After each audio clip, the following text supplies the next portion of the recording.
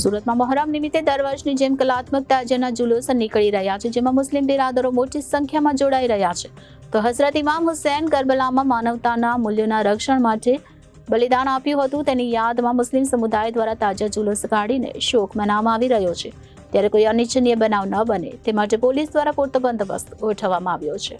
સુરતમાં શાન સાથે કલાત્મક તાજિયાનું જુલુસ નીકળ્યું હતું અને કોમી ઇખલાસ સાથે તેનું સન્માન કરવામાં આવ્યું હતું. ત્યારે અસદ કલ્યાણીએ કહ્યું કે આજે તાજિયાનું જુલુસ નીકળ્યું છે. કોમી એકતાના માહોલમાં સમય કરતાં વહેલું જુલુસ નીકળ્યું છે. વહેલા તે પહેલા 10 તાજિયાઓને ટ્રોફી આપવામાં આવી છે. પોલીસથી લઈને અધિકારીઓ અને પદાધિકારીઓ હાજર રહ્યા હતા. 350 જેટલા તાજિયાઓને પરમિશન રિલીઝ કરવામાં આવી છે. અખાડાથી લઈને પાણી, શરબત અને સવારી સંહિતાને મંજૂરી અપાઈ છે. પોલીસ દ્વારા અભૂતપૂર્વ સહકાર મળ્યો છે. ફટાફટ પરમિટ આપી દેવામાં આવી હતી અને તાજિયા આયોજકોને અને કમિટીને પૂરતો સહયોગ તંત્ર દ્વારા આપવામાં આવ્યો હતો. એકદમ શાંતિપૂર્ણ અને સૌહાર્દપૂર્ણ માહોલમાં તાજિયાના જુલુસ નીકળી રહ્યા છે. તો સુરતમાં મહોરમ નિમિત્તે દર વર્ષની જેમ કલાત્મક તાજિયાના જુલુસ નીકળી રહ્યા છે, જેમાં મુસ્લિમ બિરાદરો મોટી સંખ્યામાં જોડાઈ રહ્યા છે.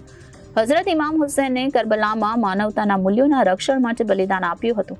તેની યાદમાં મુસ્લિમ સમુદાય દ્વારા તાજિયા જુલુસ કાઢીને શોક મનાવવામાં આવી રહ્યો છે. ત્યારે કોઈ અનિચ્છનીય બનાવ ન બને તે માટે પોલીસ દ્વારા પણ પૂરતો બંદોબસ્ત ગોઠવવામાં આવ્યો હતો.